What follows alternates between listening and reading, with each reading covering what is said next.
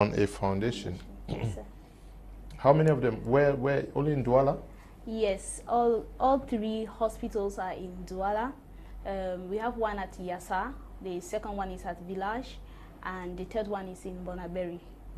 For the mobile clinic, sometimes we go out of Douala, like we have been to Edea, we have been to Mbongo, we have been to Banga, other places, but mostly around Douala. So yes, we just respond to calls depending on the demand that we have. That's how we. When you went to Mbongo, that is not too far from here, the Sokapam area, Yes. what did you actually provide their service? Well, when we went there, it was actually a campaign sponsored by the United Nations Populations Fund and European Commission Humanitarian Aid. So we were going there to fight against gender-based violence. So we provided them with information, sensitization. It was actually a sensitization campaign, and we educated them on menstrual hygiene, because mostly it's women we are dealing with. So yeah, apart from that, we provided them with kits, like sanitary kits and foodstuff. Yeah, the picture on the screen, Benise, what was happening there? That was a surgery, a hysterectomy. We had a case at the foundation, a lady that was suffering from fibroids. So the lady had to undergo a hysterectomy, and we took out the fibroids. Yes. The fibroid was taken out in your health clinic. Yes, it was taken out. Where is Yassa or in This Bonaberry? is Bonaberry. In Bonaberry. Yes, sir. So all of those guys we see they are working there? Yes, among those people we have one who is an anesthetist. We cannot yet afford that, so we call him when we have special cases. So he's a contract worker. Then the other two are doctors, and myself are assisted in the surgery too. Doctors work in your clinic? Yes, yes. In Bonaberry we have 2 doctors. In the other hospitals we have 1 doctor each.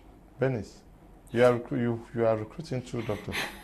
Yeah, this is actually strange, because can we get to the video of Benise? Benise, you are recruiting 2 doctors. How many persons are recruited in your foundation? 18 Cameroonians are currently working in Zoe Health Foundation.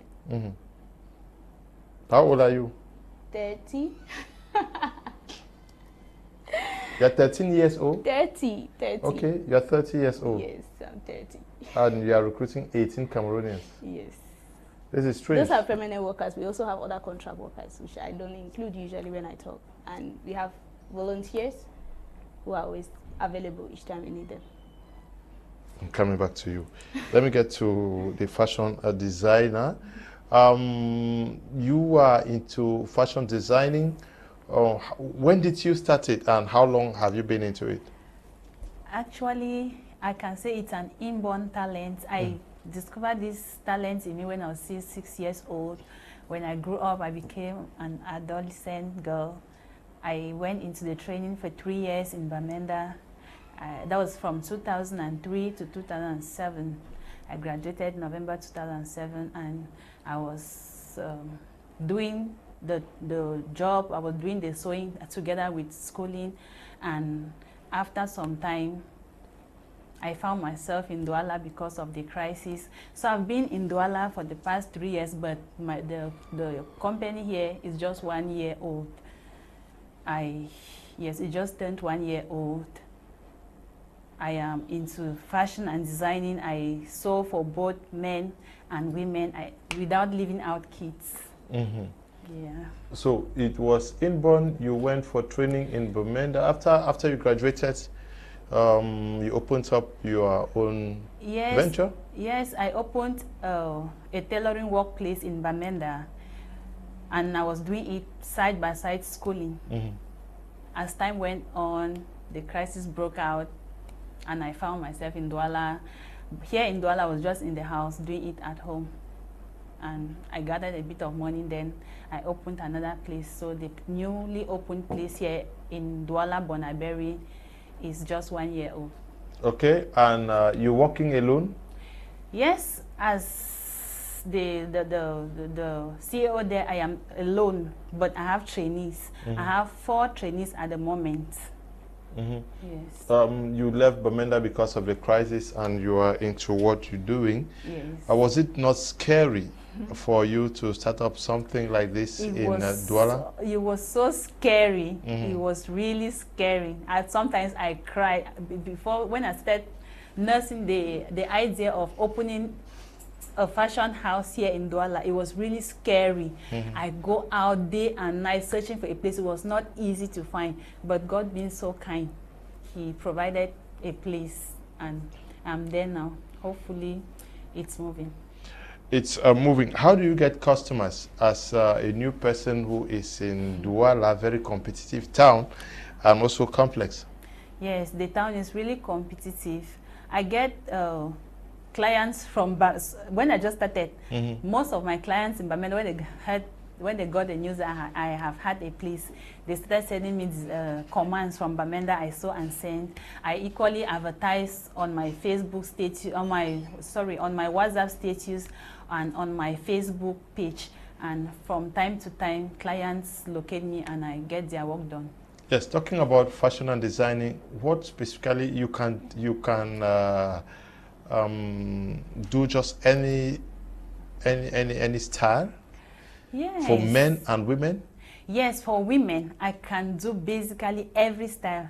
For men, I do shirts, trousers, senator wears, but for suits, I don't do that. Yes.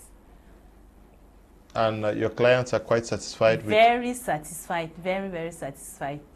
Okay. Now, let me get back to Benise, the lady who is recruiting 18 Cameroonians and a host of others. Benise, you say you are 30 years old.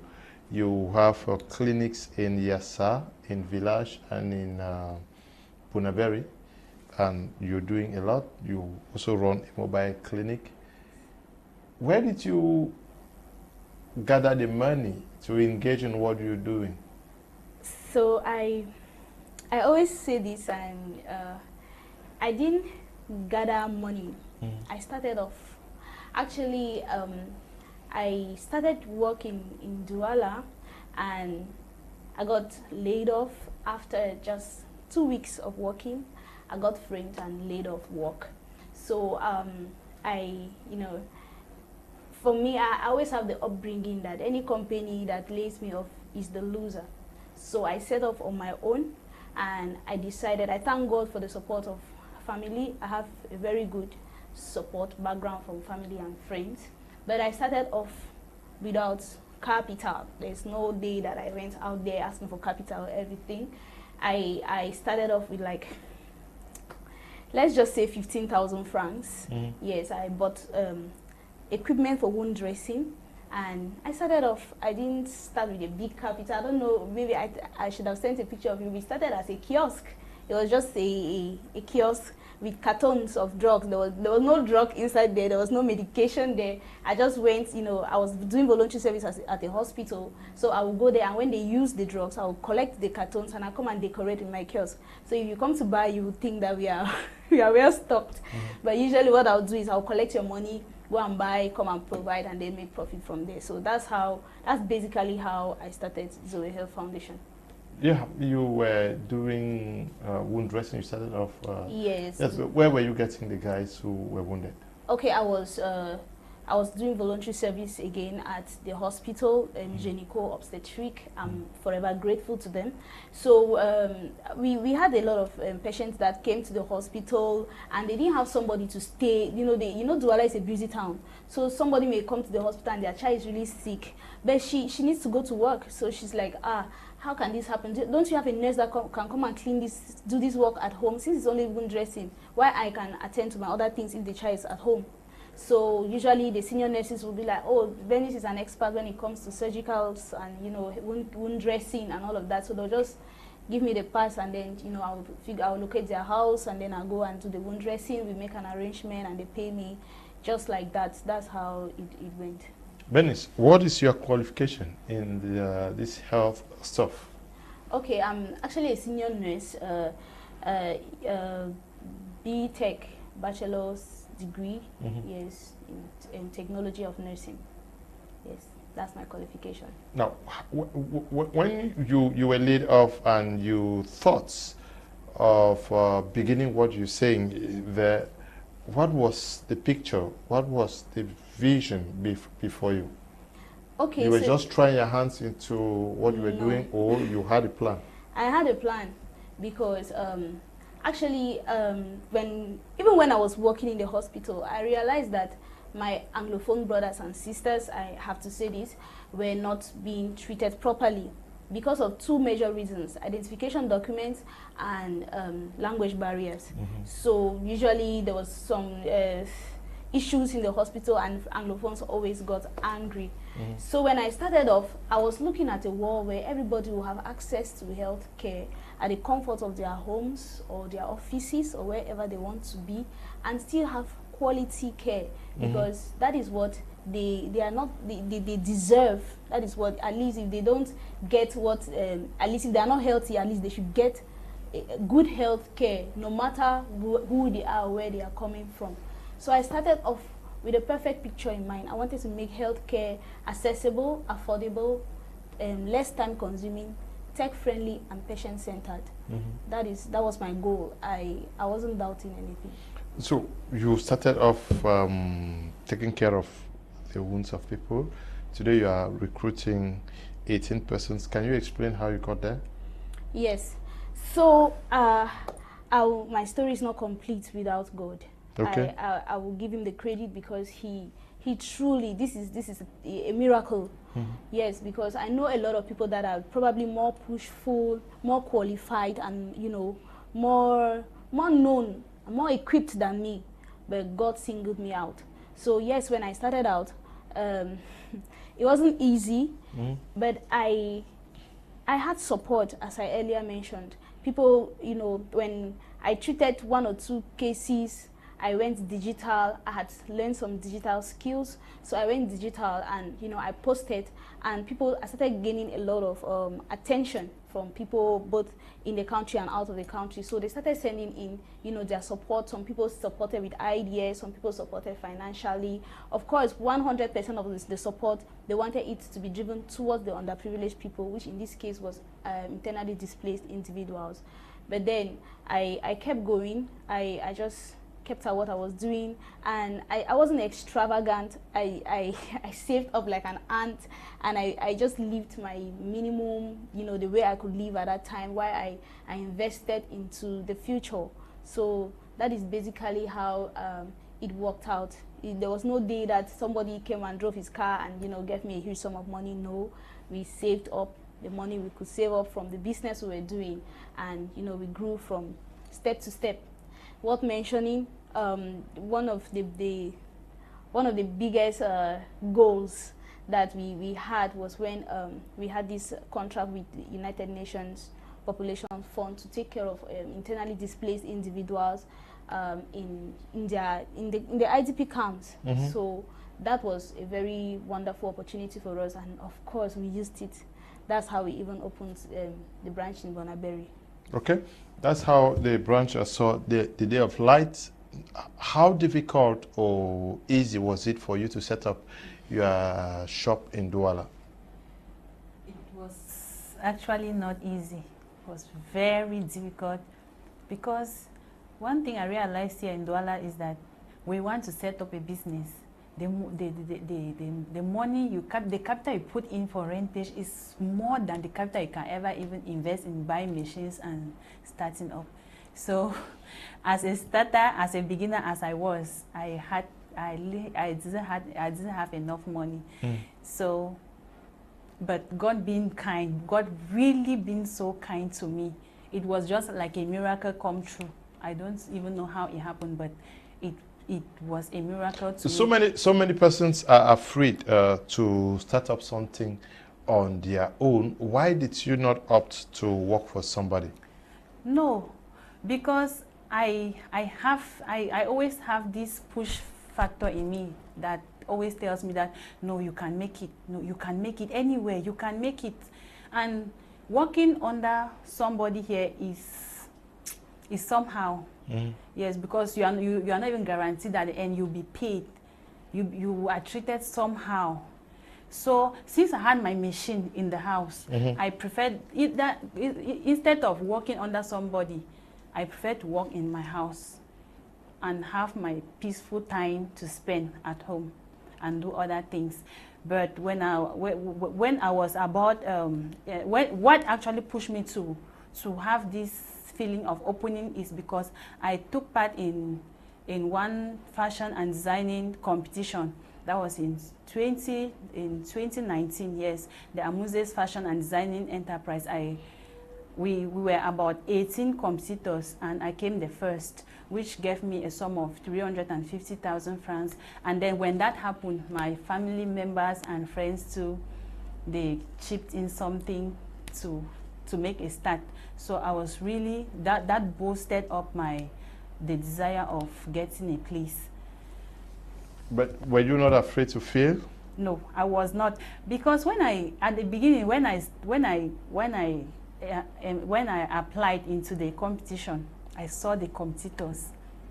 I was somehow intimidated. At the first step, I was intimidated. But when the first evaluation came out and I was picked and I was selected, I told myself that, Father, at this time, if the way I was looking at myself, like, I cannot make it, the competitors are so tough, and I have not been left out at the first selection, then I'll go to the end. So I kept telling myself and praying to God that, Papa, you know that this position is mine. Let me be that winner. I need this money. Let me be that winner. And that's how it came to pass. Okay,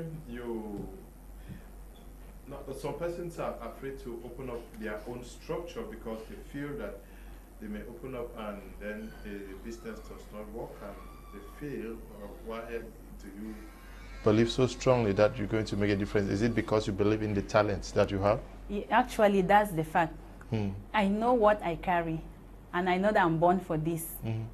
Even back there in Bamenda, when I was just a beginner, the type of people that trusted me with their jobs because they saw what was in me.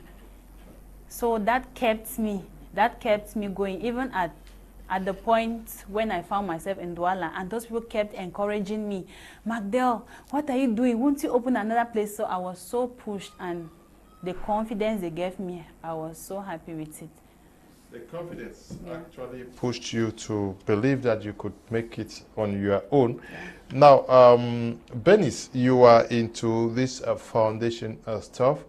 Why did you not also think that you could venture into this and fail? Mr. Leo, I come from a place where failure is a spice. Okay. It was not, I even growing up, I didn't used to be, a very good student until I got into med school, into nursing school. So failure was not new to me. And because of that, I always, whenever I want to do something, I tell my friends, I say, shock never enter commot. Like, nobody ever died in a shock, And then I came across a saying which said, the highest limitation to self is self. So I was like, oh, it's better to try and fail than to assume that you failed and then, you don't try at all. So I had some of these thoughts going through my mind, like, but then I have this self-talk, affirmation and everything. I'm a child of God. So most of the time I'll be like, no, I can't fail. I'm a child of God. I can't fail. So I'll just keep telling myself, I spoke myself, I had to coach myself into this. And yeah, it got us this far. I didn't fail. I mean, God is not a failure, so he can't give birth to a failure. Yeah, but many persons are afraid. Many Cameroonians, especially those watching us, every day I do a program here, they'll say in Cameroon, no way, no way, no way. Were you not also disturbed not to start? How easy was it to get to where you are? Or how difficult has it been? I cannot overrule the place of the challenges, but the zeal, the passion. You can't be thinking about failure while people are dying. I mean, what I do, I don't know about the others, but when it comes to healthcare, it's a matter of life and death. So you just can't sit and fold your arms and watch people die because you're afraid to fail. It's better for you to fail than for someone to die. So those are some of the things that, I had to tell myself. It's not about me anymore. There was no point in my life where I ever felt like giving up completely. It's true, I'll have some down moments and all of that, but none of those things ever brought me down. I mean, every day I got up with new energy, new passion, new desire to see people live their best. And that's what just, you know, kept me going. There was really no point where I felt like, oh, I shouldn't do this because maybe if I do it, I will fail. Yes, a lot of people did it and they failed. And it's possible for me to fail, but it's better for me to try first and then fail than for me to assume that I will fail. And then what if, just what if? I always go with, even if it's just 0.01%, I will go with that instead of going with the failure. I don't believe in failure. At the time you thought of engaging into this, did you not discuss with your friends, your classmates, who discouraged you that in Cameroon it's not possible? Everybody discouraged me. This, to be honest, is one venture that nobody wanted me to do. Okay. You know, most of my friends were like, oh, you are qualified, you are an excellent nurse, and you know, you should go to UK. UK has openings now, they're recruiting nurses. You should go and work in the UK. You know, apply, go to the US, you know, all those things. Which I was like, yes, it's true, they have opportunities, but that's just not what I want to do now. I have something else I want to do. So also for that reason, a lot of people who usually would support me did not support me because they were like, this is not going to work. So it's not like it was served to me on a platter of gold. No, I had to fight. I had to prove that this can work. Yes, a lot of people, you know, tried to stop me. So when I realized that more people were trying to stop me than trying to encourage me, I stopped sharing. I was like, okay, since, you know, a lot of negative energy is coming in, I don't want to entertain that. So I stopped telling people. I just went ahead and I was running my errands, doing my stuff, and not telling people, not giving people updates. You know, I just come and post the happy time. Oh, today we went swimming, we went shopping. But when I come back home, I'm strategizing, I'm writing, I'm praying, I'm working, I'm calling, networking, and all of that. Because I had a goal, I had something, I had a dream. You had a dream, and these guys are working. Can you share some of the challenges you faced so far? Yes. I've had challenges at different levels. The first one, especially with the mobile clinic, which is something I'm really passionate about, is locating the patients. You see, sometimes somebody calls you and they are really sick. So maybe by the time you are getting to where they are at, maybe they decided to sleep a little bit. And then you get to the point you are calling, you're trying to get to them, and they can't get to you because, you know, maybe they are trying to catch a sleep, and you are not supposed to get angry. You know, it's a patient. So I've had that challenge trying to, you know, get to people, their locations. I've had also maybe, in fact, accessibility for the mobile clinic has really been a challenge, you know. And then I've had another challenge with financing. You know, sometimes when you have a dream, it's so big, it can actually swallow you. And then sometimes it will cause you to create expectations from people that you are not normally supposed to expect from them. So yeah, so at some point, maybe you need this equipment, or you need this partnership, you need this network, you know, to step it up to this level, and you can't get it. Sometimes that gets me frustrated. And then, you know, I've also had a lot of disappointment from nurses that I recruit. You know, there is a mindset of nurses. I think we are going to come to that. But, you know, working with the nurses are trained to be more like servants. But I have a different mind about what nursing is. Yes, nursing is a service, but it doesn't stop you from having leadership qualities. It's not because you are a nurse that you just do things anyhow. I believe in excellence. I believe in perfection. My friends actually think I'm a perfectionist, but I think that those are some of the qualities that could get me this far. So sometimes I get to expect it from nurses, and then you see me sometimes like, how can somebody think like this and all of that? So sometimes I will spend time, money, energy, and I will train, you know, the personnel, and then when the training is over, boom, they are off for somebody that is going to pay better. So yeah. Yeah, Magdel, you are into fashion designing in Douala. You just moved here from Bamenda. Yes. You are, do you feel like fish out of water, or you've prepared your mind and have adapted to flow with the Douala spirit? When I just came, I actually felt like a fish out of water. The language barrier was actually a problem. The heat, the climate, that the stealing everything. It was just so strange to me. Each time I would cry, oh my Bamenda, I just wish I could go back. But as time went on and I got myself engaged, actually engaged, I am becoming adapted. I'm adapting to the situation and the weather. Okay, you're adapting to the weather, and you see many persons who believed in you in Bamenda, they send you commands. Do you only receive commands from Bamenda or in other parts of Cameroon? I do receive commands from other parts of Cameroon, even sometimes abroad. Yes. Bamenda, Yaoundé, all over the 10 regions I receive commands, and sometimes even out of the country I do receive You are commands. in Douala and you receive commands from across the world. How does it happen that say somebody like me is in Yaoundé and needs a dress? What do? They take a snapshot of the dress and send to you, or how does it operate? Yes, if a client is far away from me, he or she takes his picture, sends to me, sends the design, the particular design.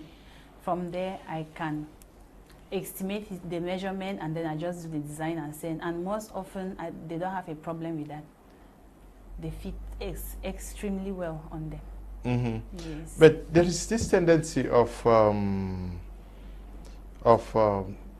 I don't know whether I will also qualify you as a technician. You know these guys, they are hardly trustworthy. I have one lady that I don't know whether I've abandoned my dress to her because she will keep promising since July she would never deliver. How do you satisfy your customers? Actually, there's this tendency that people believe that all technicians are the same, but that's what I'm fighting to put an end to. Yes. I hate when somebody say, all of you are the same, technicians are the same. No, I am a different technician. I'm a unique technician. I do my best to satisfy my customers. If I know I will not be able to give you on time, maybe due to other commands that I have, I will say, no, extend the time or let us leave it for now. I don't take work that I will accumulate and begin to tell lies. I will never have peace of mind to sit and do other works that I have. No, I don't do that. The few clients that I have already can testify to that. Okay, if you're watching this program and you think that you have a question for either Magdel or Benise, put the question through to me on using the numbers on your screen, and I'll ask them. And if you think that you can partner with them, please get to me and I will connect you to... do you need partnership? For the moment, I don't, because the shop is still growing? Yes, it's really small, but with time. It will be very necessary with time. Okay, to partner. Yes. What do you need from the population you want them to bring their commands? Can we have some of the dresses she has sewn? Pictures of some of the dresses she's designing, and yes, that is for a kid? For Christmas? Yes, for our viewers right now, what I can tell them is that they should just patronize us. They should just patronize us. Yes, so that the company can grow, so we can equally begin to recruit workers and maybe improve the dress of the kid. Can you come back to it? How much would that cost? That dress can cost 15,000 francs. Okay. Yes, without the cap. The cap alone is 5,000 francs. Okay, so that guy is putting on 20,000 francs, but not including what he's having on the legs, yes, which may be something else. Exactly. Okay. So if you want to be dressed in the best way, are they bridesmaids? They are bridesmaids. That's actually in front of those are bridesmaids. Yeah, in Bamenda or in Douala? Here in Douala. Okay. That was in July 23rd. Okay. 2022. Okay. So if you're watching and you want to patronize or partner with them, just get to me and I'll connect you to either the designer or the health worker who is in the studio with us, Benise. You have 3 clinics. You run 3 clinics in Douala. Yes. And what is the big picture? I'm looking at a world in which everybody has access to healthcare.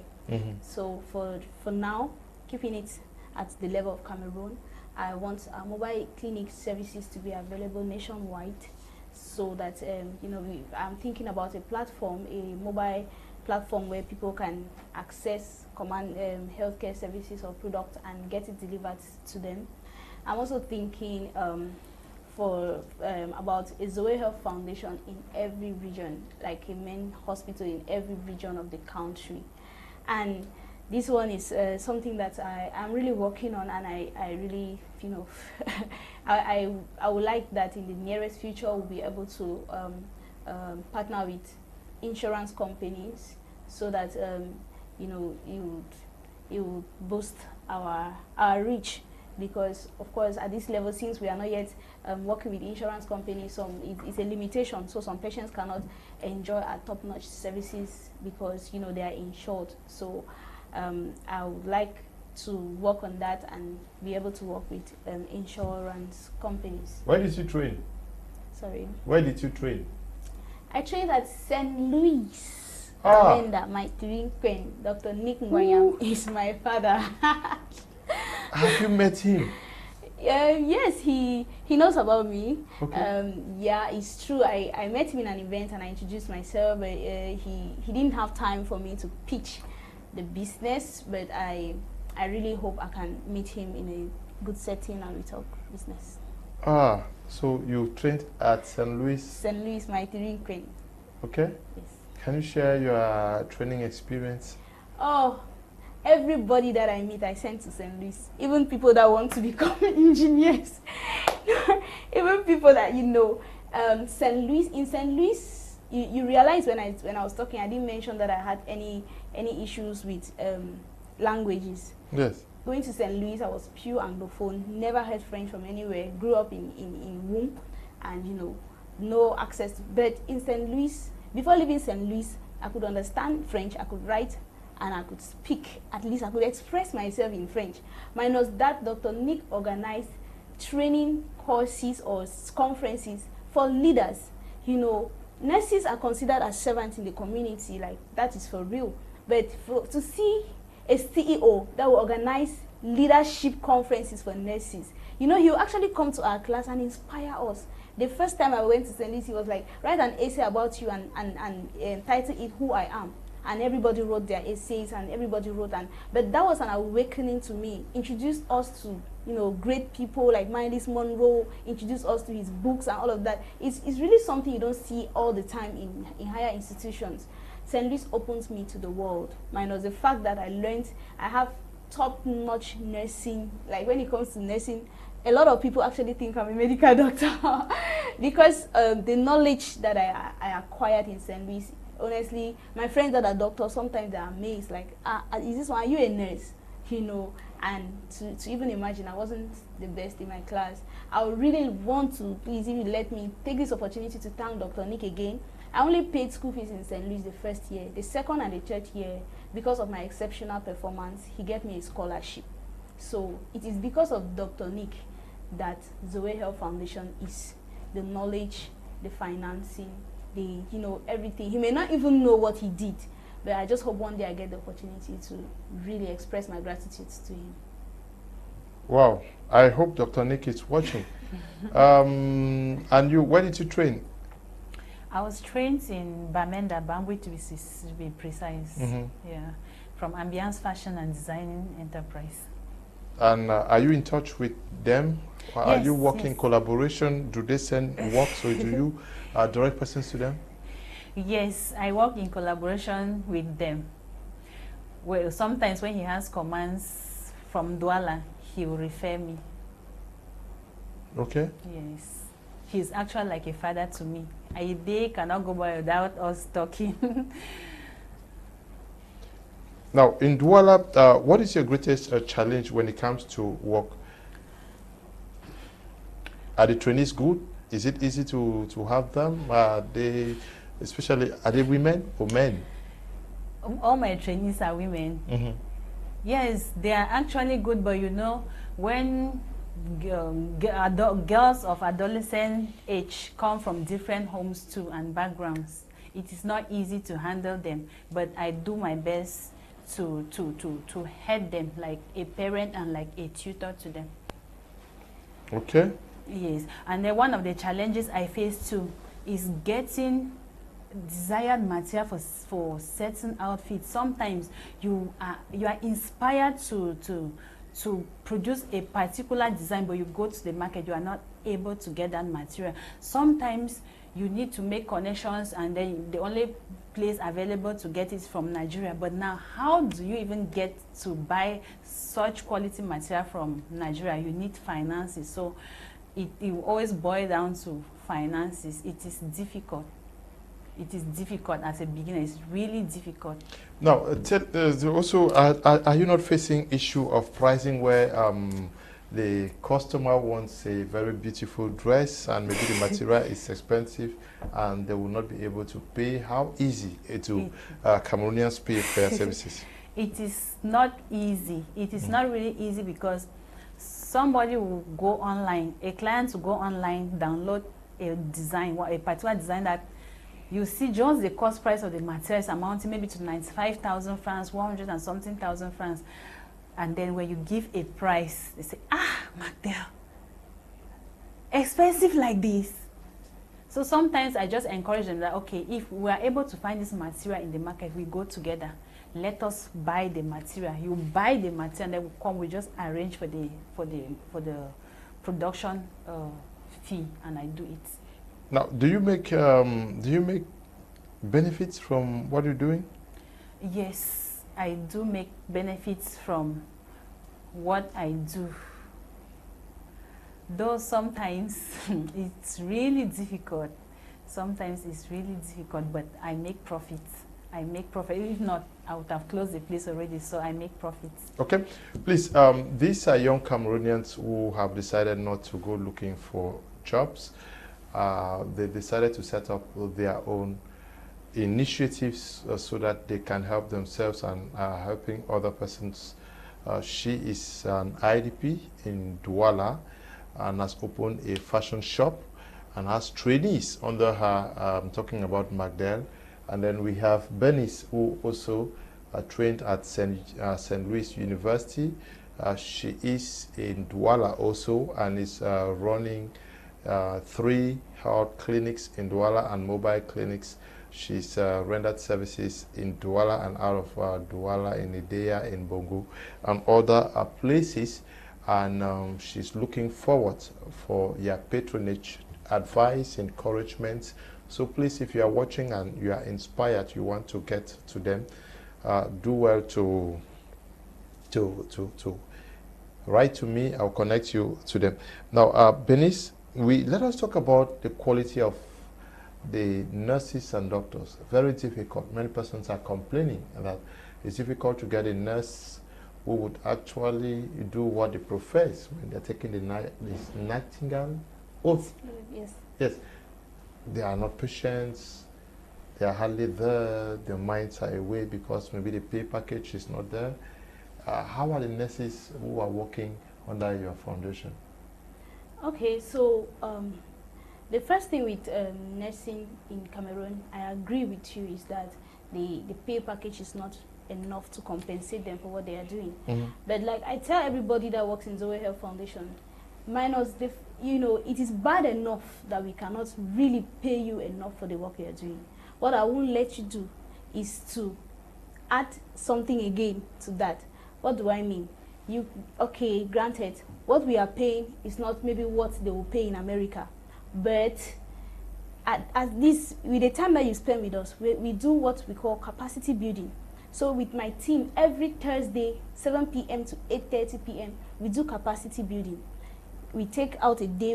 Sometimes we actually invite inspirational speakers. It's usually an online meeting every Thursday. They already know it's a meeting every Thursday. Today we are teaching about communication. Tomorrow we are teaching about patient care. We are teaching about patients. We are teaching about every single Thursday. We build the capacity of our nurses. So when you go to Zoe Health Foundation, and this is something that I am really happy to say on national TV. When you go to Zoe Health Foundation, it is different.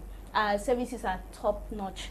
There is no, you know, they do it with so much passion. You realize that these ones are different. Like, these ones are, a lot of people when they come around, they're like, oh, this place makes me want to fall sick again. So we always tell them, no, please, one way to make sure that we took care of you is for you to not fall sick again. But yes, our services are different, completely different. Everybody that how do you succeed to get Cameroonian nurses working for Zoe Foundation to be different? We put them through a training. Honestly, when they come, they have the mindset, you know, nurses unfortunately have the mindset of cheating, extorting from patients, you know, doing one or two things, you know, all of that. But I believe, I'm somebody that believes in people because somebody believed in me first. I mean, at least God believed in me. He called me out and he showed me the light. So I believe in people. So even when they come and they make the mistake once, I call it mistakes. They make it once and twice, I correct them and I correct. But if I realize that it's you can't change, it's your nature, I lay you off. But for anybody that is ready to change, I work on it with you. Usually I take them and I work with them. Where I'm working, wherever I'm going, I go with you. So I impute some new characteristics into you.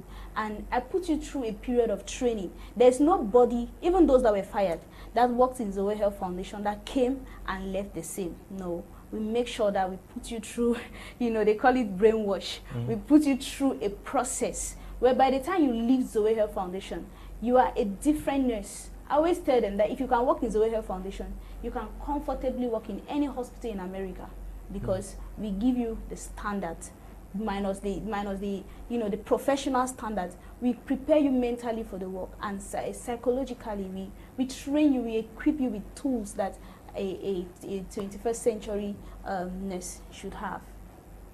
Okay, but are you also worried about your colleagues who are working in other structures? What would account for the nonchalant attitude that they display at times vis-a-vis their patients? So this is the reason why I was fired, because I didn't let that happen. So I went to a hospital, a corrupt structure hospital, and I started writing a document to propose to the director to make sure that all those things don't work. So when I was caught, I got framed up and fired. I mean, in addition to other things. So I really feel bad that this is happening in my country, and in my capacity as much as I can, I want to bring a change to nursing care in Cameroon. I want to redefine nursing.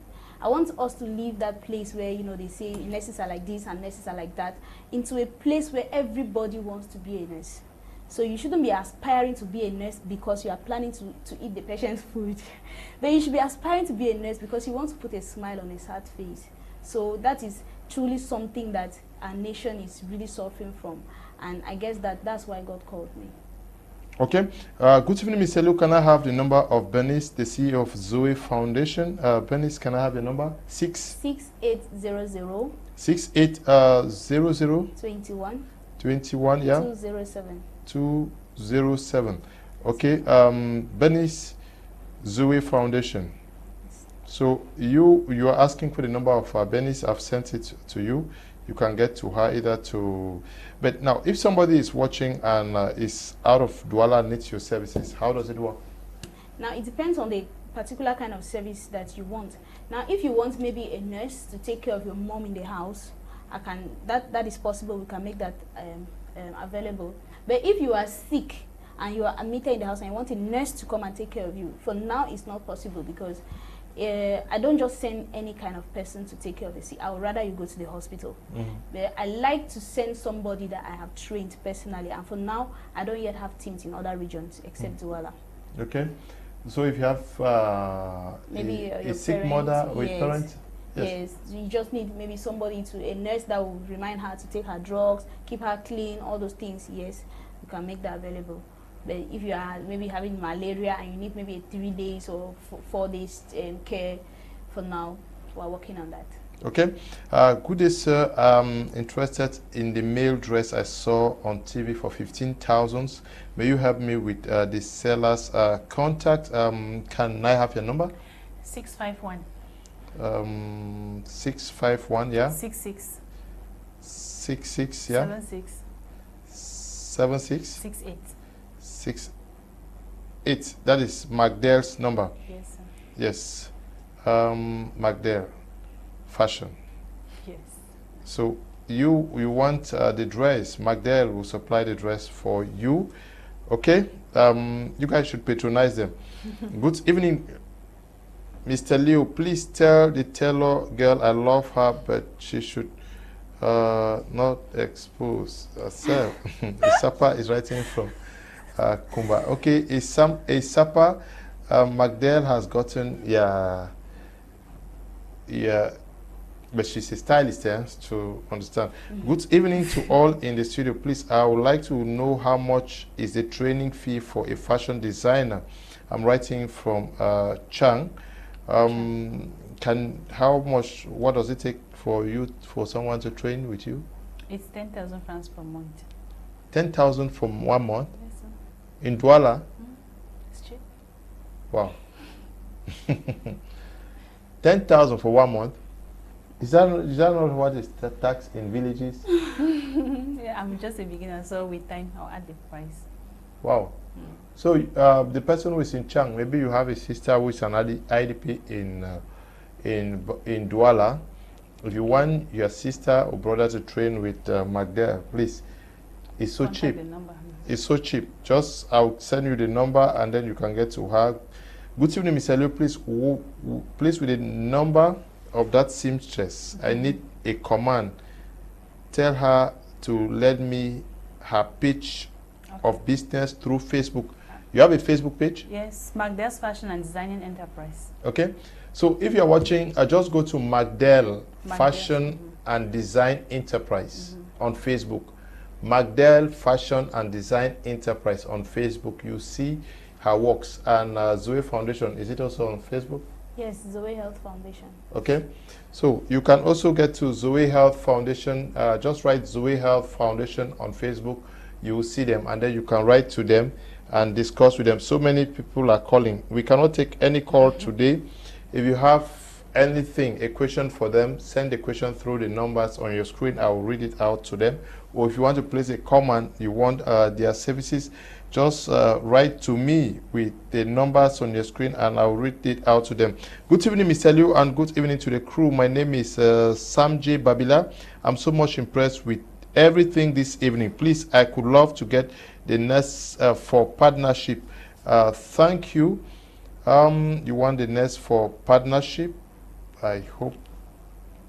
I'll send you the nurse's number if you want it for partnership so that you can discuss with her. Okay, Benise, now you are working in Douala, 3 clinics. Yes. Fully functional. Yes. Do you have all of what you actually need? No, not yet. For now, we don't really have complete equipment for all the 3 clinics.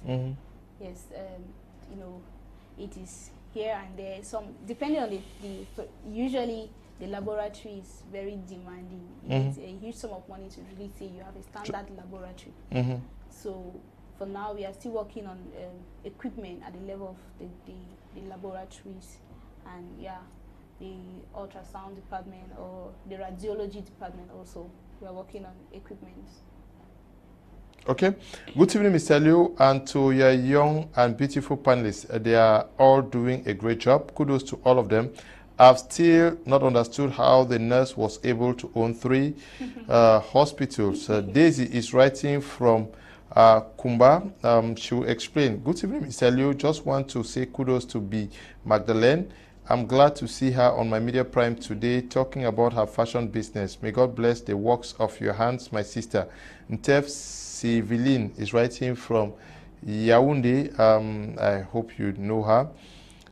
Good evening, Mr. Liu. I'm enjoying the debate. Thank you very, very much. And also this one. Good evening, Mr. Liu. I'm Lum Pamela Mbom from Bonaberry and her classmate from St. Louis. Ben, I love your courage and God bless you. Thank okay. you, Pamela. You know Pamela? Yes. Okay. Good evening, Mr. Liu. Great job there. I'm proud with those 2 young ladies. I would like to meet them and support their works. We need nation builders like this, and we can work together towards youth empowerment. Tata Kwawi Mbinglo is writing there. Tata Kwawi is one of the young Cameroonians who actually want to rule this nation, and it is also good to note that he wants to assist. So I'm sending your numbers, both of you, to him. I hope you help them. There are young people who need our encouragement. So I'm sending both numbers to you. Now, some person is not. Yeah, she cannot. She's watching from Kumba. That a young lady, you are 30, you are paying. You have 2 medical doctors on your payroll, and four medical doctors in Bonaberry, and then 1 in every branch. Okay, you have 4 medical doctors working for you. Yes, she still cannot understand how it happened. She has clinics, not hospitals. Yes, can you just explain? So how I started in a kiosk in Yassa, and we saved up money and we rented an apartment, which is today the clinic of Yassa branch. Then we had a contract with United Nations Populations Fund and European Commission Humanitarian Aid, and that's how we started the Bonaberry branch. And later on we had partners who supported and equipped. And then for Village, I thank you for that particular question, because I mean this means that this was going to go on air today. The Village branch is actually the hospital where I got fired from. So years later, you know, this is 5 years ago, they built their hospital and they called me and gave me that place. So they had seen the work that we had been doing in the Way Health Foundation, and so when they built their hospital, they moved to the new facility, and they called me and they were like, oh, we have seen the work we have been doing, and you know, we are leaving this place now. Of course, it's a hospital, Leo, in a community. We can't just abandon them without health care. Do you mind? Do you want to take over as we go?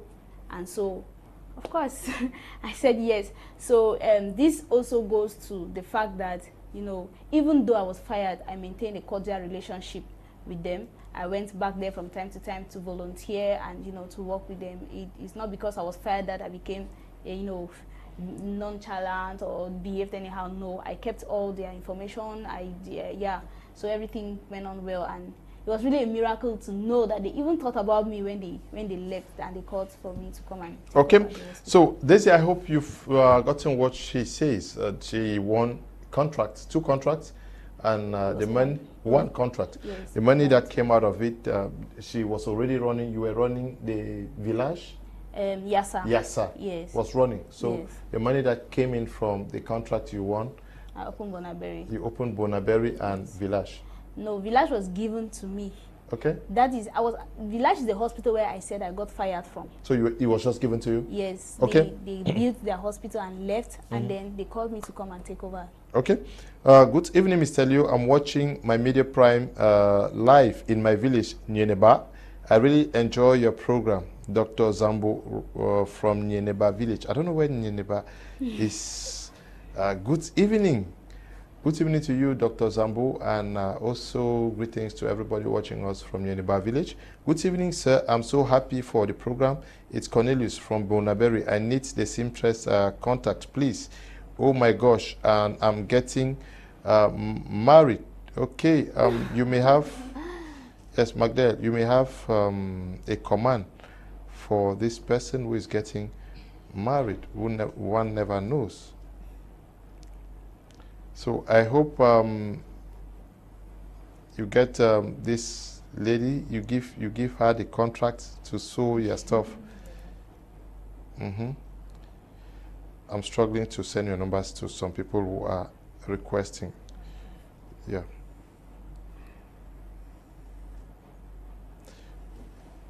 Okay. So I hope you are very clear now. Please, Daisy, because it's easy to say things out there that we don't know. This one says, please, Mr. Liu, send Magdel's number to me. Okay, now Magdel, you're going to have commands, sir. Yes. I just hope that you are asking for these numbers to make commands and not to chat. Wow, I love the cloth. Good evening, Mr. Liu. I am Gentle Boy from Nkambe. I love the program. Thank you very much. Appreciations to the doctor. We need people like her. Thank you.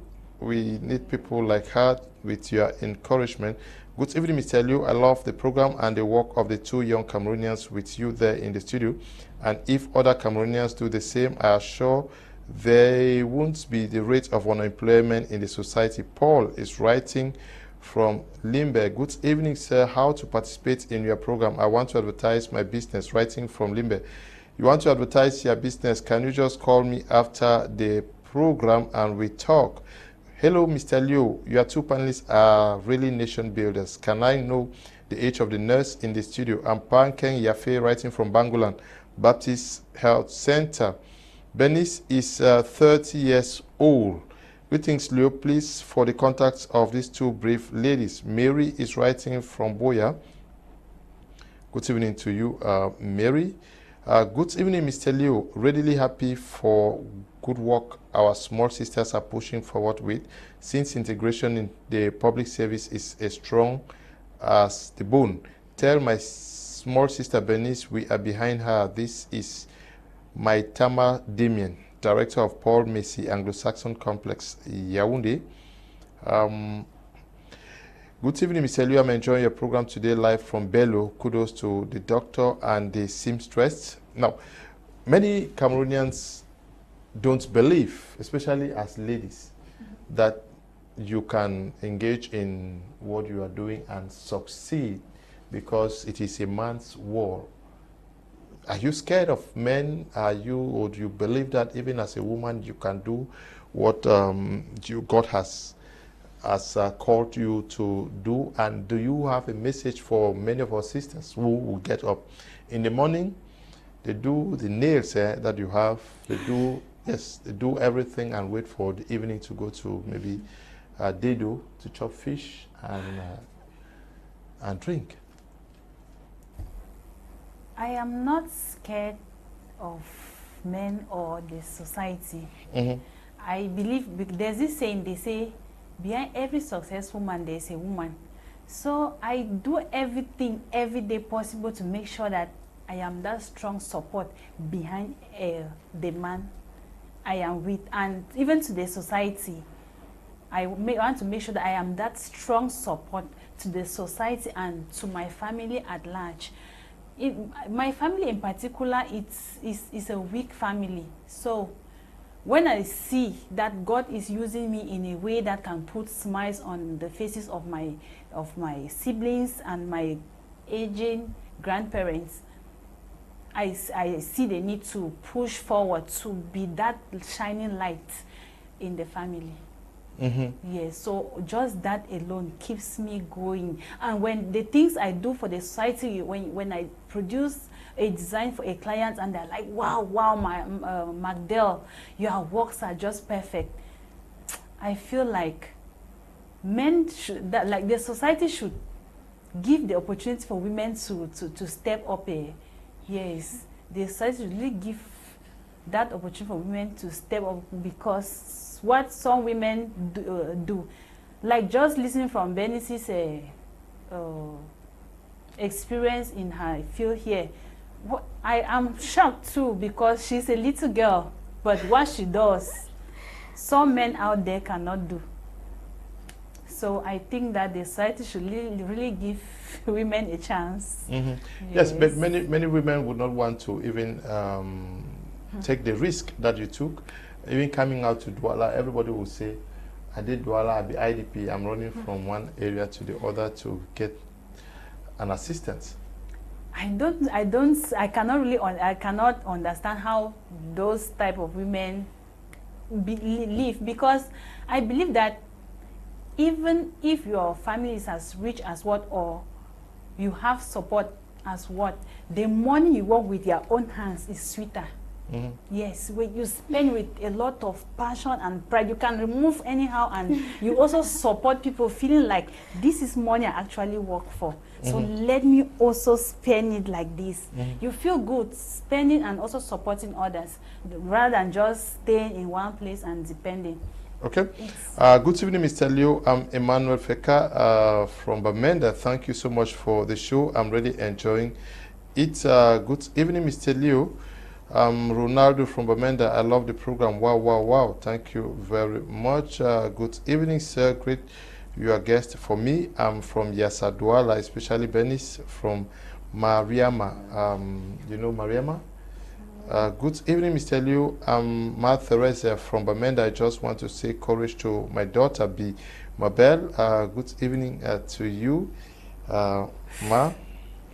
Good evening, Mr. Liu. I'm Gendam Menge Thomas. Thanks through this program, I finally found someone who can be great help to me. Please connect me with the nurse, okay?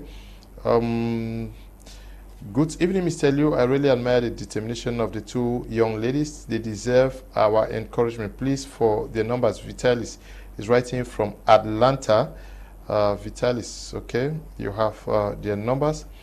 Magdel is just the best. Someone who believes in her passion. Kudos to you, Magdel, from Versife Galof. Okay, good evening to you, Versife Galof. Hello, Mr. Liu, send me this girl's number. Nicholas writing from Yaoundé. Nicholas, good evening. Good evening, sir. Please forward the Taylor's number. I got ton of commands for her, okay? Thank you. But Magdel, when the commands come, also remember Mr. Kumo. Yes, sir. Remember me. Zoe, very soon now, you should be one very big medical mogul in Cameroon. When you're passing, when you see Mr. Kum, greet him. Greet. Now, certainly you are a young girl, you see the way young ladies live. Many persons are amazed that at your age, 30 years, you are recruiting. You see you are recruiting 4 medical doctors and 18 other personnel working in your 3 health clinics. You are young. How do you succeed in managing this? So thank you so much for that question. And I always say that I just came in a female suit, and the world will have to deal with me that way. It's not really about whether somebody is a female or a male. I believe in, you know, in just being. Can we be people already? You know, because yes, I have never really gone through any kind of gender bias. I thank God, and shout out to my dad. He brought me up. He wanted me to be a police, so he gave me the training. And growing up, I was a footballer, so I've never really had any kind of gender bias growing up. But I would say this to young ladies: be patient. Don't hurry. It is not, the man's money is not sweeter. The man's money is not sweeter. In fact, is it sweet at all? You can make it on your own. I just believe that it's even easier for us ladies. It's easier because honestly, the kind of support that I received, and to even know that most people who supported were actually men or men-led organizations, it makes me to know that, you know, it is true that there's some resistance because of some kind of traditions or cultures, but it doesn't overtake the support. The support has been so enormous, and I really encourage every young girl out there to go and try it. Just dare to be you. Let the ideas not get into your instinct. Those people that you think that they are trying to resist you, they are the ones that can't wait to enjoy when you succeed. Okay. Good evening. It's Brunel from Akeba. I love the program. Good evening, Mr. Liu, and the young and inspiring entrepreneurs in the studio. How old is Zoe Foundation? And are they still recruiting? Yolan is writing from Yaoundé. Now, you are 3 in Douala. Yes. Yes. In the next 5-10 years, what do you intend achieving? Okay, in the next 5 years, I would want us to have a Zoe Health Foundation in every region of the country. And in Douala, I want Zoe Health Foundation to be in every major quarter of Douala. I also look forward to, and this is really close, opening a nursing school to impact the knowledge that I have received over the years to transfer, because success is not success until you have a successor. So one of our plans is to open up a school where we can train healthcare providers with a different brand of healthcare providers. Mm-hmm. Yes, in the next 10 years, we would like to expand to all the continents in the world, and at least maybe through the foundation get contacts and contracts and network with other very big organizations and carry out projects. Okay, what are your projects for Magdel fashion designing? I hope to open a bigger branch where I'll be able to make it a school, a training school, Mm-hmm. yes, a designing school, and equally employ workers. Yeah. You want to also train, Yeah, I want to train. pass on what you have Yes, learned exactly. from In a formal situation. Okay. You want to pass on what you got from your mentors in Yes, from Bambui? Ambiance, yes, from Ambiance. Mhm. Because where I was learning were 22 of us. So where I am now, I have just 4 of them for now, but with time, I'll actually open something like a school, a designing school, yeah. You want to open up a designing school? Yes, a designing Okay, school. we are going to take leave of you guys right now so that we make way for other young Cameroonians who want to share knowledge on other aspects, especially digitally. You make contacts digitally. Yes. Yes, if somebody needs your service in Yaoundé and Douala, how do they contact you? Digitally through the phone. We The are phone? working on an application, and I've been talking with Mr. Onana on we do a lot of online marketing and all of that. So yes, for now it's mostly through WhatsApp, Messenger, King's Chat, and other platforms. Yes, Facebook, other platforms. We have not yet finished developing. You're also using a lot of digital marketing to sell your product. Yes, sir. Okay. We also are very, very happy to have had you guys share with us this evening. We hope that you'll be coming back, and that today is Friday night. Yes. Are we going out this evening? Yes, sir. Okay. Okay. See you guys after the show. We're taking a short break to continue with our next group of panelists.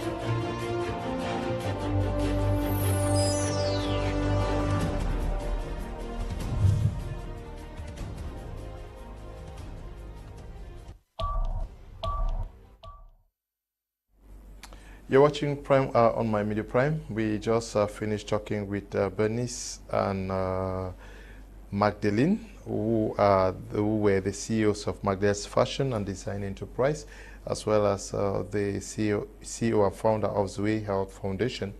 They were telling us how they mustered the courage to venture into their respective fields, and they are doing so well, courageously and with firm determination, hoping that they are going to make a difference in their respective fields. We are wishing you, Benise and Magdel, the best, and hoping that you will watch the program are going to give them the support they deserve, so that as nation builders, you can help push your dreams. This time around, we're going to be talking on another topic, which has to do with how to become a certified digital marketing professional. We are living in a very digital age. You listen to Magdel and Benise say that they were able to sell, and they are able to sell their services through their phones and other digital appliances. So we're going to learn how we can better make use of all of this with experts who are in the house. We have Mr. Henry Owuna. He is an accredited digital marketing trainer, a consultant, and an author. Mr. Owuna, we're glad to have you. Thank you so much, Mr. Leo. Okay. We also are in the company of Irene Zoma. She is a certified digital marketing expert and managing director of FADAM. Good evening and welcome. Good evening, Mr. Leo. Good evening, televiewers. How are you? I'm fine, thank you. Okay. We are talking digital marketing, how to become a certified digital marketer.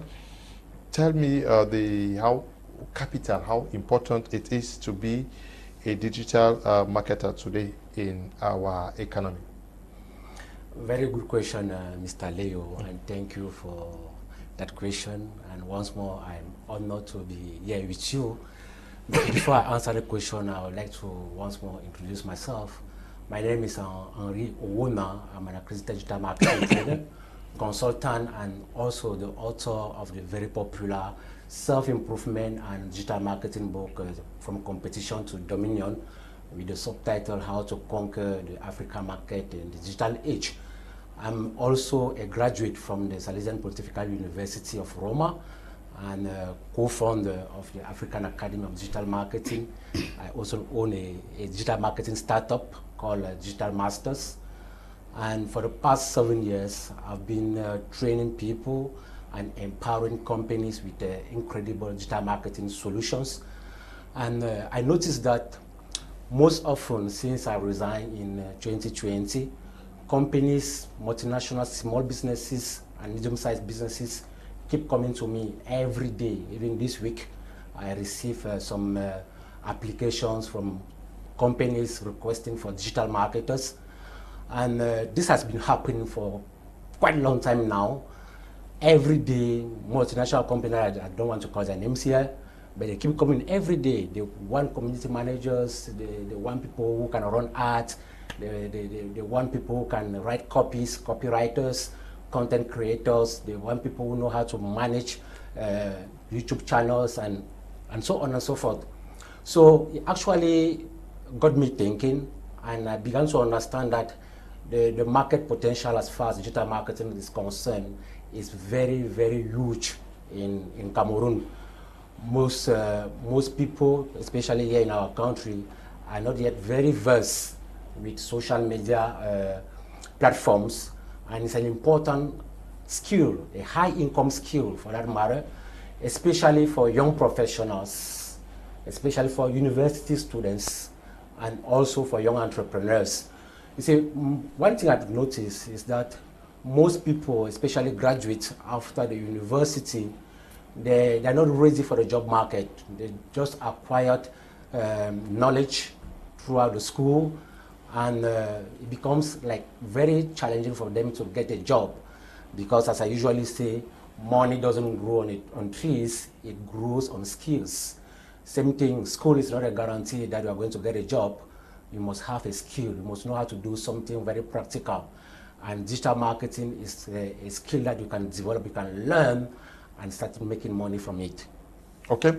Yes. Who needs these skills as a digital marketer? Thank you, Mr. Liu. Okay, once more, I am C. Irene Zuma, a state-registered nurse, a digital marketing expert, managing director of the African Academy of Digital Marketing. I am the Secretary General of the 1000 VIP Winners Community. All right, coming to this question, Mr. Liu, everybody, digital marketing skills is needed by everybody, no one exclusive. You see that I'm a nurse, I'm a state-registered nurse, and I'm a certified digital marketer.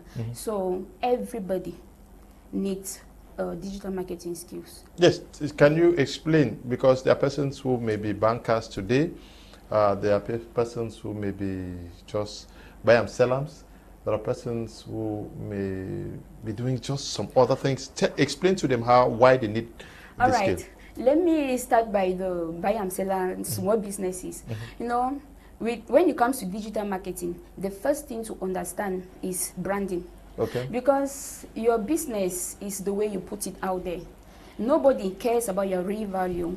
People care about your perceived value. So you have to first of all start by branding yourself, because the buy and sell, they have the notion that they need to be anyhow, but you need to put yourself in order, put your business in order, brand it, make it look presentable. Just by doing that, that's first of all digital marketing.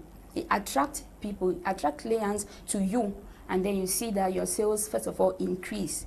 And taking the course is because anybody can take the course. So you go through the course, you become certified, and then you see how it performs magic to your business. Okay. Can you give some examples how somebody who previously had a product and was not selling but acquired the digital marketing skill and now can easily meet their clients?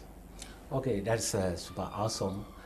Actually, I have this client that I met in 2019. She was into jewelries. She's still into jewelries, and she was doing like very simple. She was going to the market, then she's going to take pictures of jewelries there, then post on her WhatsApp status, post on her Facebook, then shares in Facebook groups, and she was making sales. Honestly, like at least she was making 15 to 20,000 francs every day, only from that. So when I stepped in, I met her during one of my conferences in Yaoundé, in one hotel. I think it was Jega Palace. Yeah, it was Jega Palace Hotel in Yaoundé. So I met her there, and that's how we connected. I actually exchanged with her, and I noticed that she was also based in Douala. So I thought, okay, let's meet next week in Douala. We met in Douala, and I was able to start talking with her, and she took the training, digital marketing training program, and after attending the training, she started making around 60 to 100,000 francs every day. Because one thing I did with her, was to make sure, number one, she masters social media management. Then secondly, one day I taught her how to run advanced ads, Facebook, Instagram ads, for example, to attract more audience and generate a lot of traffic on our social media handles. Then thirdly, I wanted to make sure she mastered content creation, copywriting, which is a very powerful skill, because we are talking about digital marketing. Before you bring your business to the internet, you must know how to write. Not any type of writing, but writing with the intention of selling a product or a service. That's actually what you call copywriting, the action of writing with the purpose of selling a product or services. So after doing this and applying some other marketing strategies, I asked her to also extend her target market, and like I have been talking to you right now, she's not making less than 200,000 francs of sales every blessed day. I'm not exaggerating, and as I'm talking to you, she's having a company already with 8 staffs. And this staff, these 8 persons that are working for her, they are basically doing social media management only to respond to clients. You can imagine how huge the traffic is on her social media handles after I've been working with her, after she have trained in the African Academy of Digital Marketing. Okay, so you certify. How can I become a certified digital marketer if I actually desire to be one? Awesome. To become a certified digital marketing professional, the first thing is to enroll into the African Academy of Digital Marketing, which is actually a very amazing, transformative, and advanced training program with the latest digital marketing strategies and techniques. And also our trainers are coming worldwide and make sure we have top experts from the US, from Nigeria, from Belgium, from South Africa as well, and of course from Cameroon. And these are people that are practicing digital marketing on a daily basis. Because one of my vision is to make sure our trainers are professionals that are practicing on a daily basis, so that they can just share their experience with our learners. So the training is 3 months, 3 months training program with 1 month of internship. So you go through the training is twice a week, every Saturday and Sunday, and it's for 3 months, as I said. Then after the 3 months, you have to do an internship, 1 month. You have classes twice a week? Yes. Okay. Classes are taking place twice a week on online. We are actually using e-learning platforms. You know, we are talking about digital, so you have to leverage on digital tools in order to empower people. And most importantly, because most of our trainees also are coming from other African countries. So it's important that we use e-learning platform like Zoom, like Google Meet, and like Decalo, for example. And the classes, they run for how long? 3 months. No, I mean a class. The hours. Okay, the class is 3 hours per session. Okay. 3 hours per session, and we have 16 different modules, digital marketing modules. Okay. And where is the school? Is this the school in Cameroon?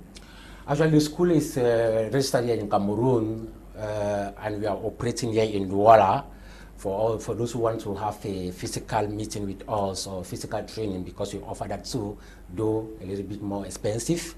But you can just register online, and the training happens online. We are just ending with the first batch. I think we had for that batch 27 students, and we are just ending with them.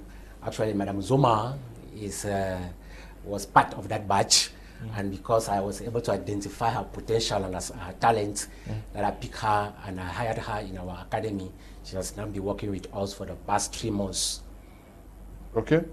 Good evening, Mr. Liu. I'm a digital marketer, affiliate marketer. In fact, it's a business for everybody. In 6 months, I was able to generate 6 figures income only online. In fact, your Android phone is your employer. Binwi is writing from Bamenda. Yes, this is a testimony of a digital marketer. When these guys, if somebody says, I want to study in your academy, who is in Yaoundé or in Bafoussam, no problem? Mr. Liu, we have trainees out of here. Okay. South Korea, Dubai, Equatorial Guinea. So Yaoundé is no problem. Yeah. So anyone is free, because it's an online kind of thing. It's the training takes place online. So everyone, because if it alters your time, because most people used to say time difference, we always encourage them that if you already see that you can't attend, notify us. We will know exactly, because we used to record some sessions and then we can send to you to go through, and then you ask us questions. The classes, we don't joke here, because we have a problem. Most people get to me and they're like, this online thing, I paid 400,000 to do digital marketing and I gain nothing. So I told them that no, we are people that have built our reputation for years. He's the founder, Mr. Nebapo. We are serious in what we do. So our trainers are from all over, and we strictly follow them up. And then the students, we strictly follow them up too. We give exercises.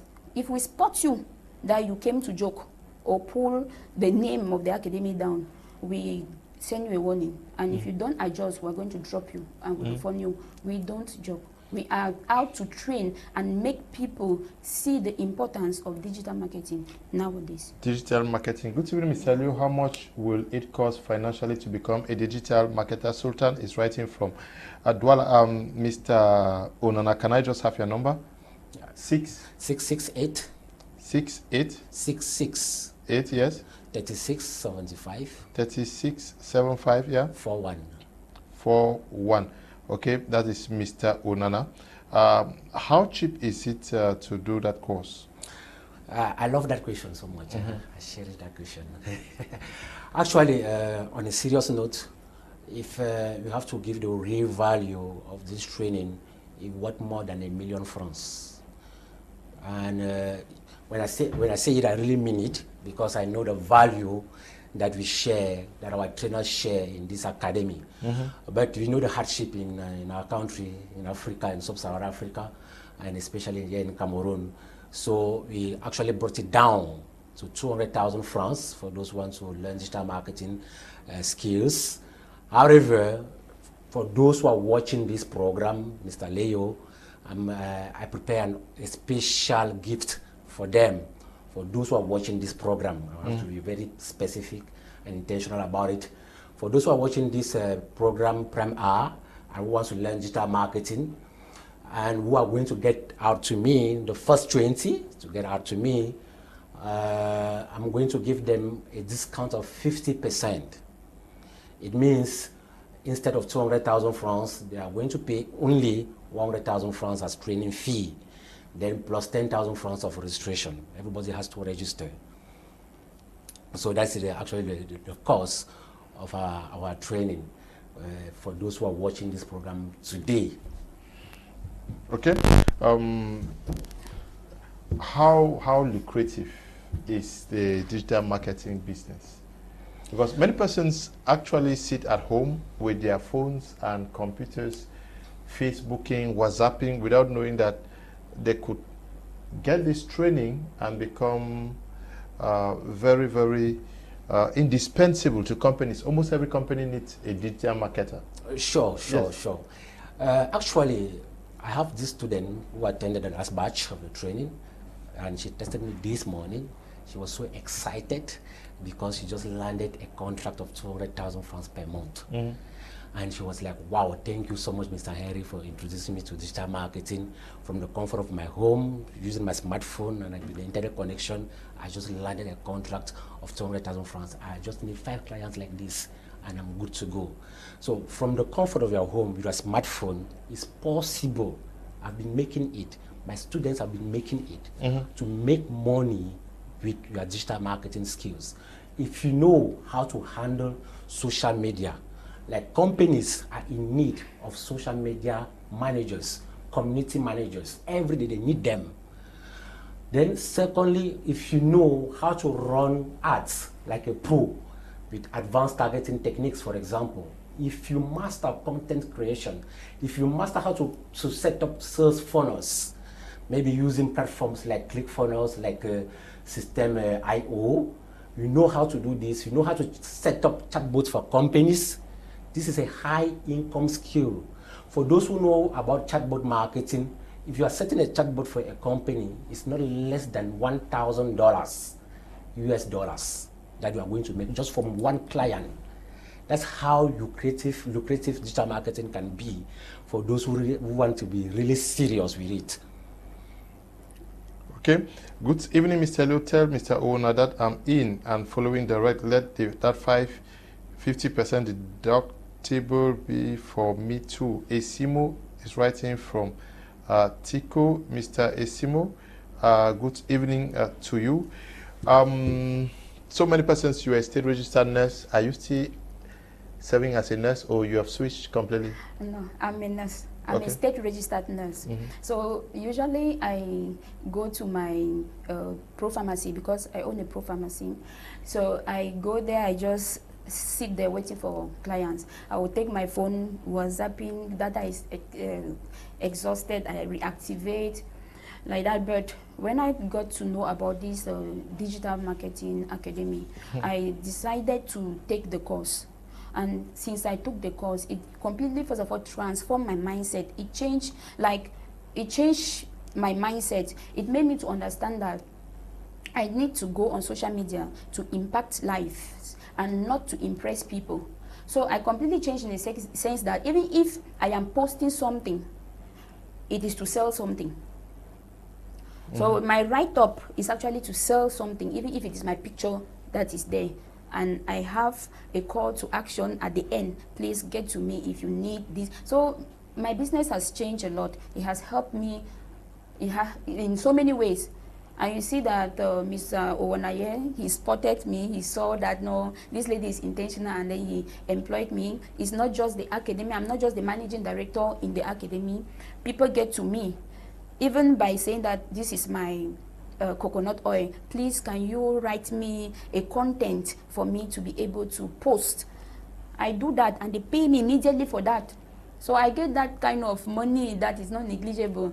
It's so beautiful, and I really want to encourage people to do this training. Yeah, but some persons may think that they don't have the qualification to enroll into a digital marketing academy, and some persons may not have attended some level of education. Who is eligible for your training? At least the person that has gone through a basic knowledge, if you have a basic education, all levels, A levels, you can read, you can write, you can understand. So you can take this course. You who have no basic education at all, at least we are here, we are experts, we can help you in your business. That's why we have Digital Masters, which is an agency that help promote, advertise, and help people to market their businesses digitally. Okay. Good evening, Mr. Lewin. I am interested in the digital marketing and the 50% reduction. Joan is writing from Douala. Good evening. Yes. What is the probability that once you get trained, you're going to be employed? Oh, amazing question once more, Mr. Leo. The first thing... Will you need to work for somebody? Of course, you can work for somebody. Okay. So there are basically several options. The first option is that when you have the skill, a company can hire you. That's the first option. And you handle their different social media. And if they have a website, you can be creating content and writing blogs on their websites. That's the first option. You get the skill, you get hired. And the good news is that I help some of my students, but it must be very good because I don't recommend poor students, average students. Why am I saying this? There are some people that go through the training, but the training doesn't go through them. Same thing like some people went to school, but school never went through them. So if I notice you are that type of a human being, I can't recommend you because I have a reputation to protect. However, if I know you are good, I easily recommend to companies because I'm a consultant too. I work with a lot of companies. So at the end of the training, if you're really good, I say, okay, I can recommend easily. And they're going to hire you so far as they know you're coming from Mr. Henry, from the African Academy of Digital Marketing. That's the first option. Then the second option, personally, I hire the best. If I have a set of trainees, maybe 20 or 30, and I say, oh, this person is very good, I don't allow you to go. I'm going to hire you and you work for my startup and I pay you. So that is the second option. Then the third option, you can also become a freelancer. You have freelancing platforms like Upwork, where you can get contracts and I can help you getting this your first contract. Once you get a contract on Upwork, and you have a whole module on that, on how to actually start your Upwork business as a freelancer. There's a whole module on that. So you can start there and you have your clients there, have your 1 or 2 or 3 clients that are paying maybe, let's say $200 per month, and you're good to go. So those are the possibilities when you go through the training. Number one, companies can hire you and the demand is there. You know, after the outbreak of COVID-19, a lot of companies, multinational companies, understood the importance of going digital. is important for almost all businesses that are now on the internet, including my prime media. I saw you have a Facebook page with more than 50,000 followers. It means, in other words, we have 60,000 likes. We have 140 something thousand followers. Exactly. That's a huge audience already. It means if a client, a company wants to come advertise here, we're going to say, okay, in addition to the televiewers, we're also going to broadcast live the program on Facebook. And on Facebook, we have this number of followers, 100,000 followers, 200,000 followers.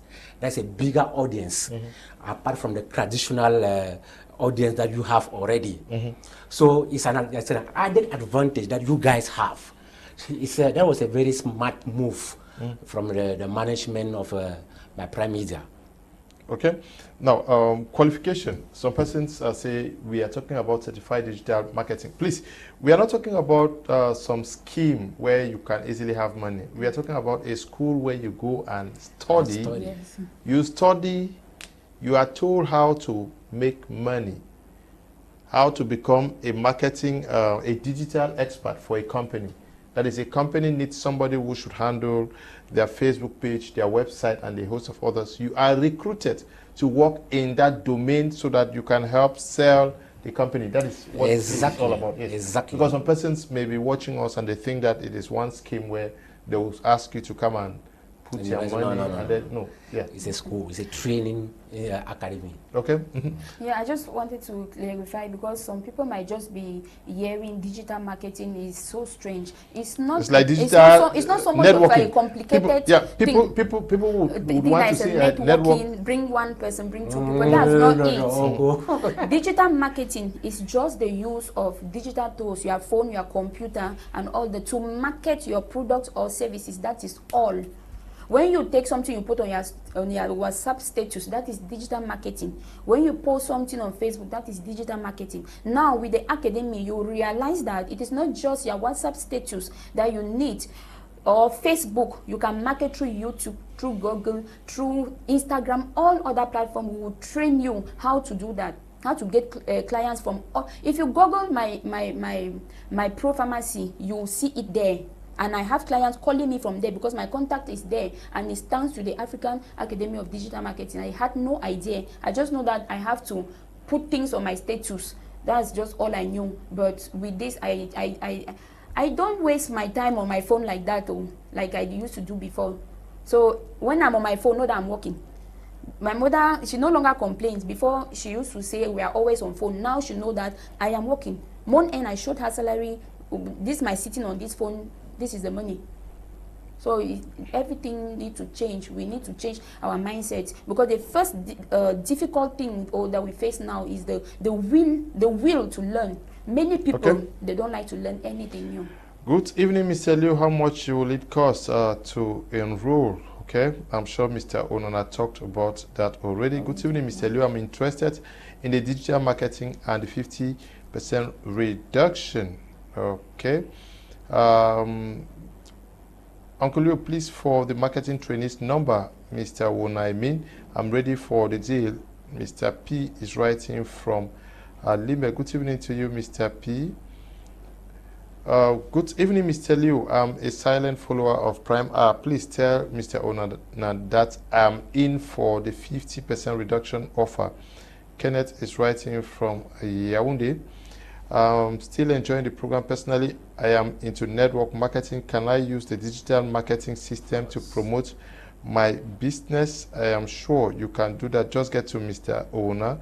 He will help you. Good evening, Leo. I'm just tuning into a flat program now. How can I become part of digital marketing? Can you just get to Mr. Ona? He will tell you how to become one. He runs a school, an academy. Good evening, Mr. Liu. I'm Emmanuel Feka. Please, can you help me appreciate Mr. Henry for his good jobs? May God continue to bless him. Thank you very much. Yes. Qualifications.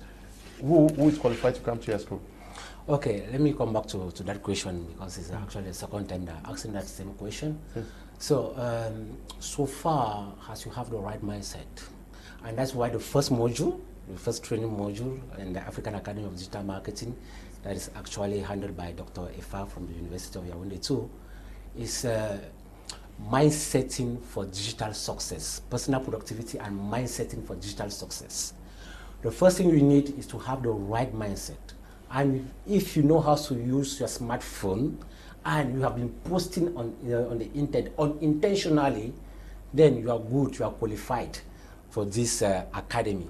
You know how to write, because it's a basic skill that a digital marketer must have, because you'll be texting.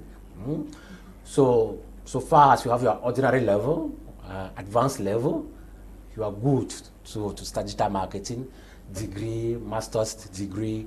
Even if you're an engineer or you're a civil servant, you're working already. As a matter of fact, I have this mom, I was impressed. I was impressed by this lady. It's actually after one program here, it was still Prem R. She contacted me. She was from Kumbu, and I was so impressed because she was more than 55 years old. Okay. And she was so passionate about learning this digital marketing. And as I'm talking to you, she has enrolled into the academy. And I was like, you're on retirement already, Mom. What do you need? She said, no, on retirement, I want to start my own business because I'm a retired engineer. And I was like, wow. So it's not a matter of age or background, educational background. So far as the willingness is there, the right mindset is there, all you need is to get the skill, the digital marketing skill, which happens to be a high income skill. Yeah. Greetings, Mr. Leo. Kindly assist me the number of Mr. Owuna. I'm Daniel from Kumba, and is it possible for me to learn via distance? We're talking a digital age today?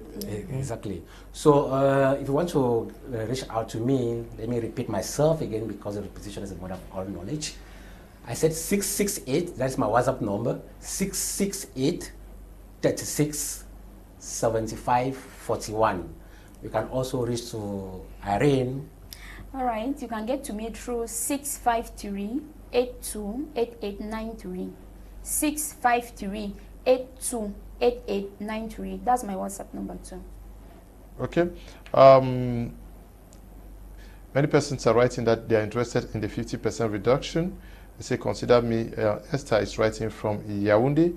We have persons who may be in the north. Now, how will it operate that they are in the north and they want to be part of the process? So far as they have a smartphone and internet connection, they are good to go. They can enroll. Then the only condition there is to have the smartphone internet connection. Then you reach out to me, I'll give you the details, how you're going to enroll into the academy and the documents required, then the fee as well, and the timetable will be communicated to you. We have a WhatsApp group for the academy where all the information are being released. Okay, where the information are being released.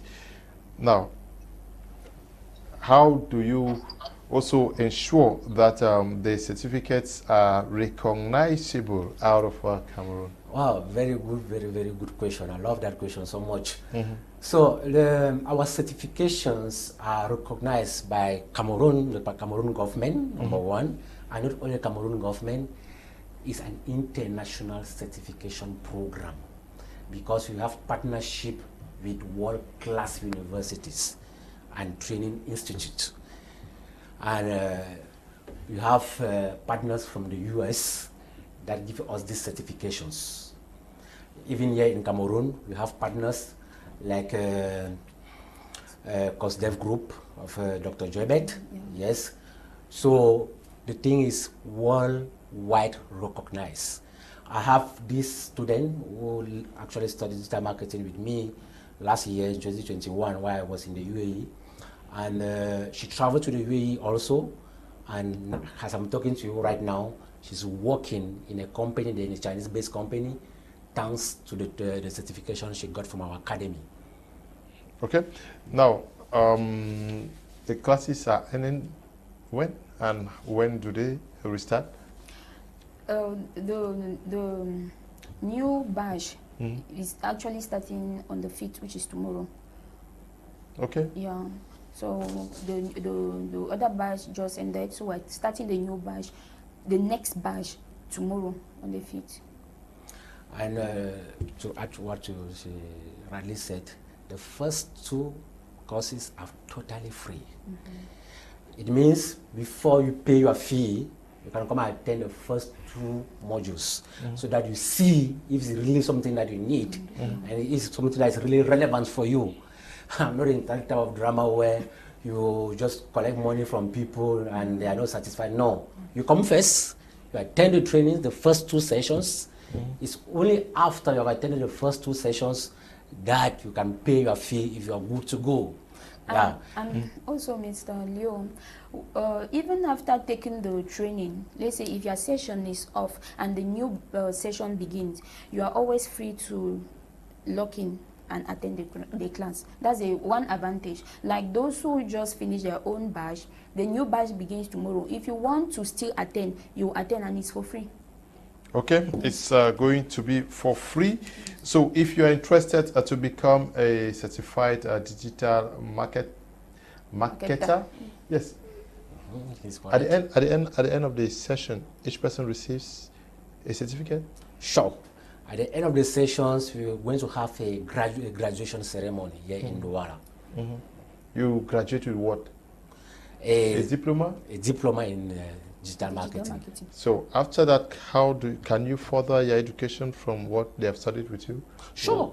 There are other bigger training platforms that I can actually recommend if you want to go extra miles as far as digital marketing is concerned. Okay. So tomorrow the session starts when precisely? It's going to be online on Zoom. I told you we are using e-learning platforms. So the session is starting tomorrow for those who are interested.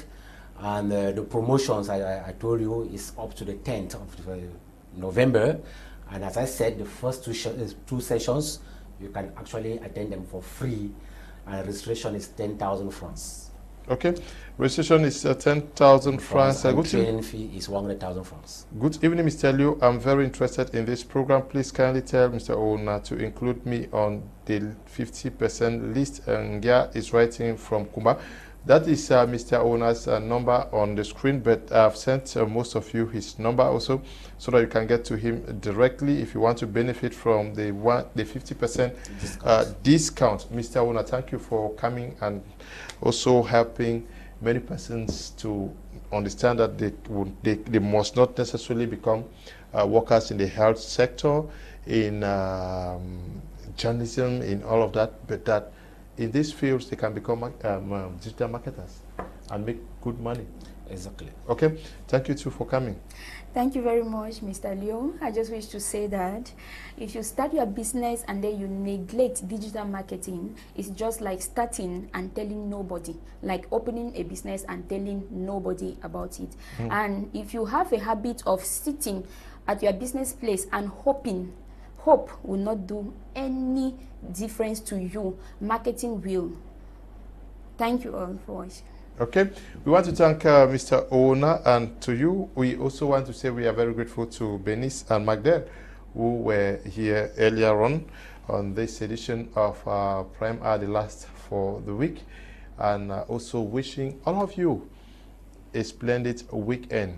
Thank you to the production team for standing tall throughout this week, producing Prime Hour from Monday to Friday. We also are praying God very fervently to bless all of us to keep Cameroon in the best of moods, so that we can have more reasons to praise, worship, believe, and know that Cameroon's future is brightest. Stay blessed. Bye-bye.